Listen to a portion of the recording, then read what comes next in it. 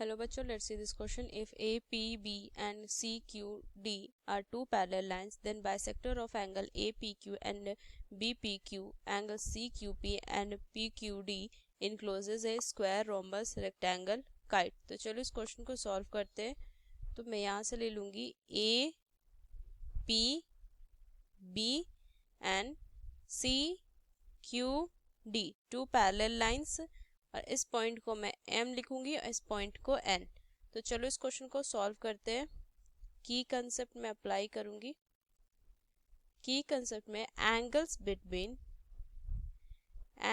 Between two parallel lines and transversal line. जितने भी ये एंगल्स जो फॉर्म होते हैं पैरेलल लाइन और ट्रांसवर्सल के बीच में, जैसे कि अल्टरनेट इंटीरियर एंगल, ये सब ये से क्वेश्चन को सॉल्व करने में यूज में आएंगे. तो चलो इस क्वेश्चन को सॉल्व करते हैं.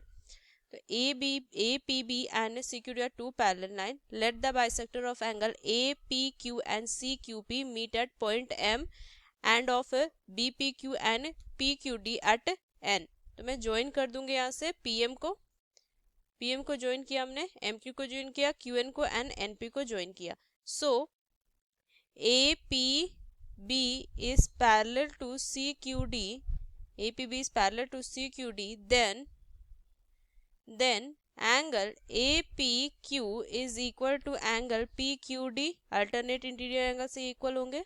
लिखेंगे अल्टरनेट इंटीरियर एंगल्स इक्वल होंगे.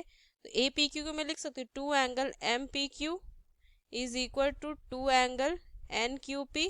क्यू लिखा, P M and N Q are the angle bisector of angle A P Q and D Q P. तो उस तरीके से मैं लिख सकती हूँ, टू से टू कैंसिल होगा. Angle M P Q is equal to angle N Q P, ये इक्वल हो जाएंगे. इस क्वेश्चन में अगर मैं देखूं सो ये एंगल अगर इक्वल है, therefore PM is parallel to QN because alternate interior angles are equal.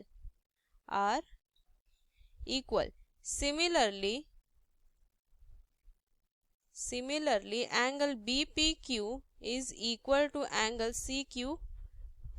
इसका भी रीजन होगा अल्टरनेट इंटीरियर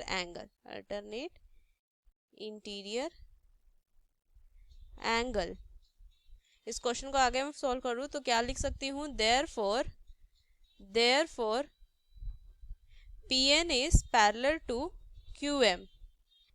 तो क्या हो जाएगा, PN QN के पैरेलल हो गया.